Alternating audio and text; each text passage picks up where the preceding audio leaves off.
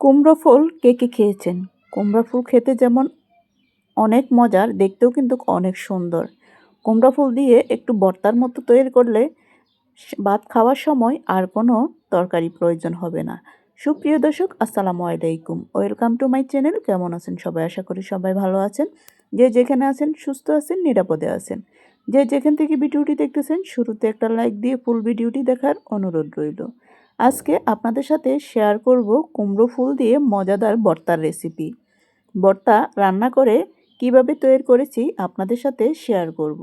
এখানে কুমড়ো ফুলগুলো নিয়ে আসার পরে আমি সবগুলো এক এক করে সুন্দর করে কেটে নিব।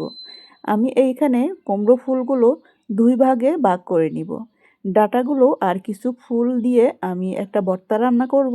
আর কুমড়োর ফুলগুলো কিভাবে আমি কেটে নিব আপনাদের সাথে শেয়ার করব। দেখুন, কুমড়োর ফুলের যে ডাঁটাটা আছে, ডাঁটাটার মাঝখানে আমি একবারে লাস্টে একটু কেটে নিয়েছি। এখন ফুলগুলো আলাদাভাবে আমি করে নিব।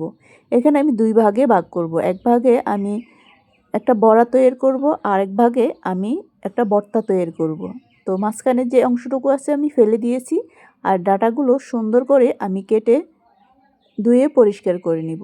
আর ডাঁটার মধ্যে যে একটা আঁশ আছে, আঁশটা আমি উঠিয়ে ফেলে দিব। আর কুমড়োর এই ডাঁটাটা খুব সুন্দর আর একবারে নরম, পুরো ডাঁটাটা খাওয়া যায়। তাই আমি আমার পছন্দ মতো কেটে নিব।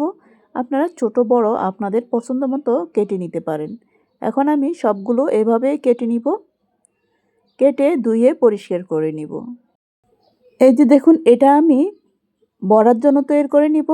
আর রান্না করার জন্য এই যে আমি ডাঁটা আর ফুল সহ একসাথে নিয়ে নিয়েছি। এখন ভালোভাবে আমি পরিষ্কার করে নিব। ভর্তা রান্না করার জন্য আমি এখানে 3 পিস মাছ আর কাঁচামরিচ সাথে কিছু রসুন দিয়ে আমি সিদ্ধ করে নিব।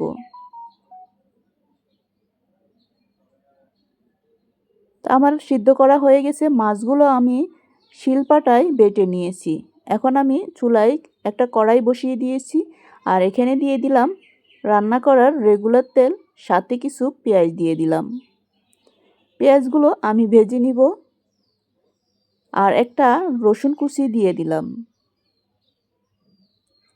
এখন আমি ভালোভাবে ভেজে নিব যাতে পেঁয়াজটা একবারে নরম হয়ে যায়।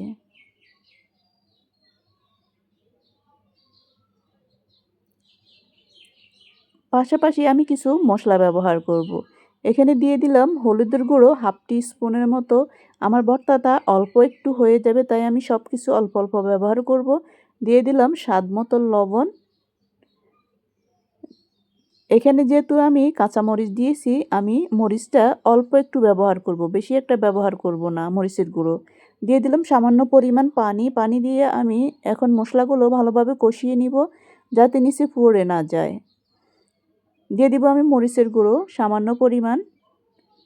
কাঁচামরিচের ঝাল যেহেতু এখানে আছে, তাই আর মরিচের গুঁড়োটা আর ব্যবহার বেশি করলাম না, অল্প একটু ব্যবহার করেছি। দিয়ে দিলাম হাফ টি স্পুনের থেকে একটু কম জিরার গুঁড়ো। এখন বেটে রাখা মাছগুলো আমি এখানে দিয়ে দিব।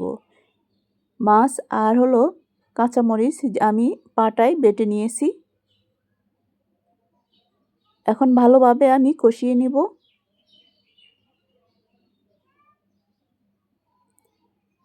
চুলার আঁচ মিডিয়াম রেখে অনেকক্ষণ ভালোভাবে আমি কষিয়ে নিব। ঢাকনা দিয়ে আমি কিছুক্ষণ পর পর এসে নেড়ে চেড়ে দিব যাতে নিচে লেগে না ওঠে। এই ভর্তার রেসিপিটা আমার খুবই পছন্দের একটা খাবার। খেতে খুবই ভালো লেগেছে বা অনেক মজার হয়ে থাকে। আপনারা একবার হলো ট্রাই করে দেখবেন। আমি মাছটা ভালোভাবে যখন কষানো হয়ে গেল, এখন আমি কুমড়ো ফুলগুলো এখানে দিয়ে দিলাম।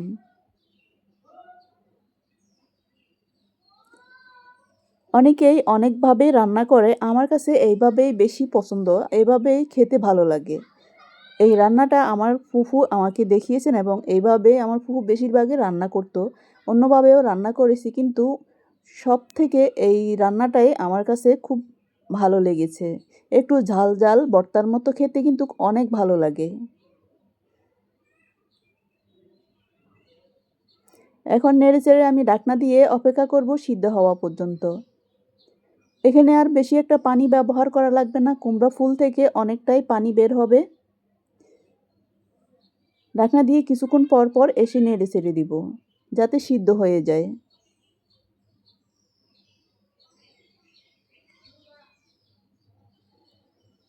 অনেকটাই সিদ্ধ হয়ে আসছে, খেয়াল রাখতে হবে নিচে যাতে নিচে লেগে না ওঠে। এখন আমি দিয়ে দিলাম ধনিয়া পাতা কুচি। ধনিয়া পাতা কুচি দিয়ে নেড়েচেড়ে দিব। এখন আমি 5 মিনিটের মতো রান্না করব, রান্না করে নামিয়ে নিব। এখানে আর কোনো পানি ব্যবহার করলাম না, একটু ভর্তা টাইপের ভর্তা ভর্তা হবে, দেখতেও কিন্তু অনেক সুন্দর হবে, খেতে খুবই ভালো লাগে।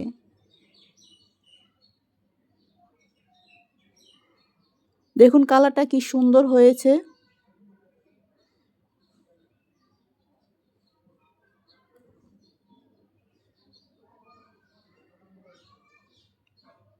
ঢাকনা দিয়ে আরও কিছুক্ষণ অপেক্ষা করব।